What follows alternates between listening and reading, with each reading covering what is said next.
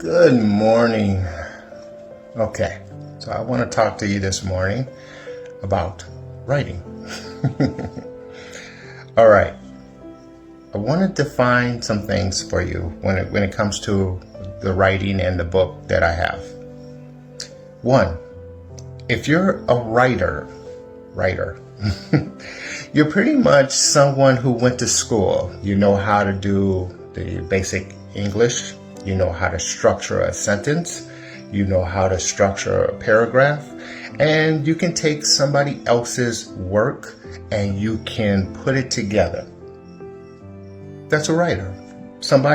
A writer is someone who gets paid or have gotten paid. Someone who works for the newspaper or magazines or blogs or wherever they're needed for their writing skill.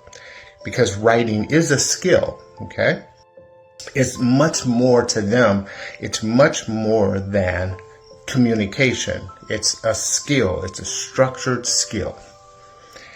And so when a person is a writer, you have to understand they're really wanting to get paid.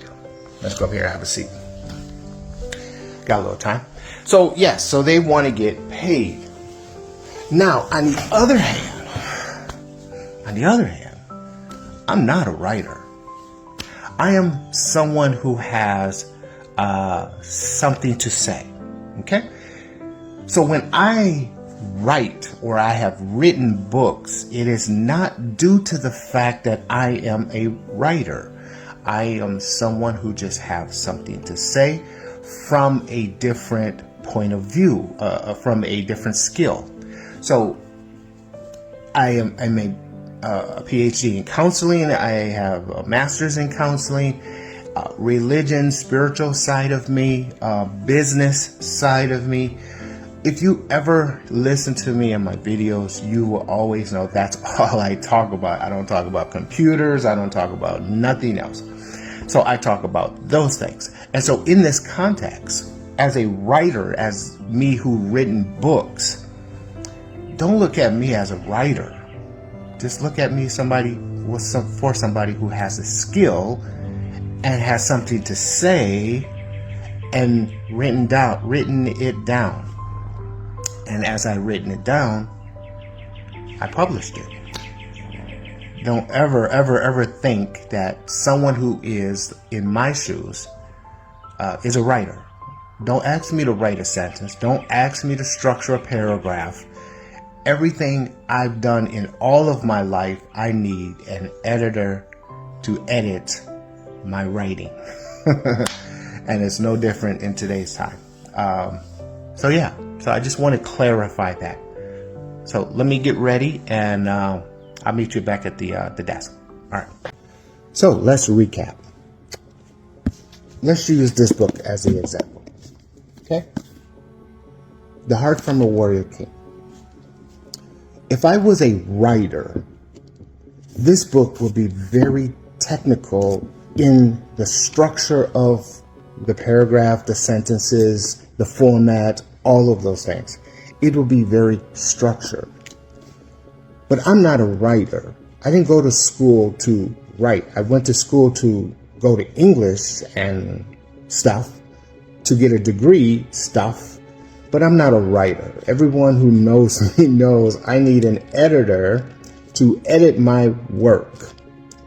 And so in this context, when you have something to say, hence a book, a poetry, when you have something to say, you want to put it out there and just put it out there. As a creator, you're just putting it out there. You're not there to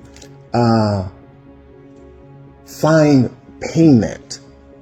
The book that I've written wasn't for payment. The book that I was written is because that's over the many years is what I made, I created. And so I formatted in a book format. Now, when it comes to these other books like these, it's all about, again, it's all about, what do I have to say it, and put it in a book format. So if someone says, create something for me and put it together for me, I couldn't do that for you. I'm not that guy. I'm not a writer. I'm a creator who've written books. I have a PhD in all of these things. This one is more specifically towards my world, my life. And this is just a poetry. It's just creative. But I'm not a writer. I've written books. Okay? So in context, I just, again, want to present it to you to give you an opportunity to get it. And again, you don't have to get it. It's not going to hurt my feelings. It's the idea that I'm just putting it out there for anyone to get it. Now, having a PhD in divinity, let's switch it just a little bit. Having a PhD in divinity, which is the master level of spirituality. I've written the books. Here's 3 of them. I've written these books so I can help those who want to further their knowledge in the spiritual world, in the realm. And so I've written, if you can see here, being called to serve at the very bottom, being a son of God. If you notice in 1 John, if you know in Job chapter 1 and chapter 2, if you know in chapter 3 of Genesis, throughout the whole Bible, there is this factor of son of God. What is it to be a son of God? Well, just real fast, it's a child. When you get to that level, you're a child, and from a child you become a son. The difference between the two is spiritual growth is not physically lived, it's a spiritual growth. And unfortunately, you need teachers and masters and other people and places to go to learn these things. And so I have a PhD, and again, this is not a one-off, it's just something I had that I wanted to give you. So this first one is the reflection from my life. It's a spiritual memoir. Memoir versus autobiography. Autobiography is a detailed. Memoir is just a nugget here and there. Okay. God is at hand. Yahshua, Jesus better known, told us that we needed to seek first the kingdom of God. And so I defined it for you. And then the message from a God fear, how to listen to your spirit, your angel, get spiritual guidance. And then the spiritual understanding of success, master to a student, minister teachings. That's a little bit more advanced. Being called to serve, it's a little bit more advanced, and being called to serve the Son of God.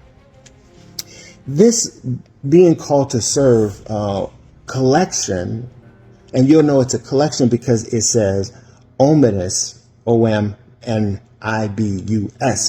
All that means it's a collection of published books. So you got 6 individual published books. And so what I've done was taken those 6 books and put it in one book. And that one book is for $27 on Amazon or Barnes & Noble.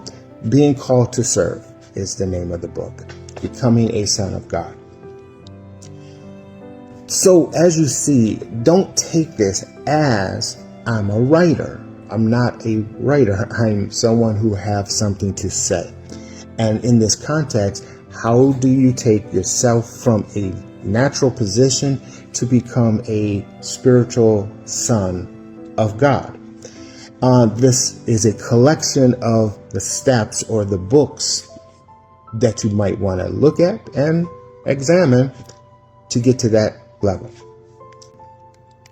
The next one is Called to Live and Serve. I wrote this one. If you notice, the first 2 books, book 1 and book 2, are brand new books. The book 3 to 7, 1, 2, 3, 4, 5 books, those are some of the other books in collective, but I needed to add in these 2 books to get you to, again, that next level. And so in this idea, this one here, being called to live and serve, is tied in to the afterworld, but not in a heavenly sense. It's in a what we call hell, right? It's designed to show my outer body experience and also explain others who also died and went to hell and then came back. And so those are the extra 2 books. And then once you read those 2 books, then you can refresh yourself with the other 5 books. Is that 5? 1, 2, 3, 4. Yeah, 5 books to build your spiritual self. With the objective, of course, is not to get to hell. I've written these books because when you get to a certain point in your life, you really want to leave something behind for your kids and your grandkids and your great grandkids and so on and so on. So when I die, when I pass away, the legacy that I'm leaving is not necessarily these books. Okay? The legacy that I'm leaving is the fact that I'm a writer. I've written. And so this gives an identity to the children of the future to also be a writer, if that's where their gift is relied in to do.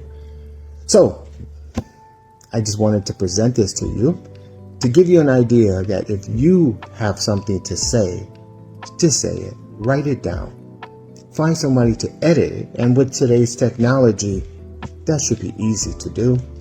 But write it down. And then with means of publishing, it's easy to publish in today's time. Yeah. So if you have any questions, comments, concerns about any of the books, if you want to learn anything about spiritual growth, if you want to learn anything about how to publish a book, or if you want to learn how to be creative, let me know down below. And if not, I will talk to you later. And thank you very much for your time. All right. Bye-bye.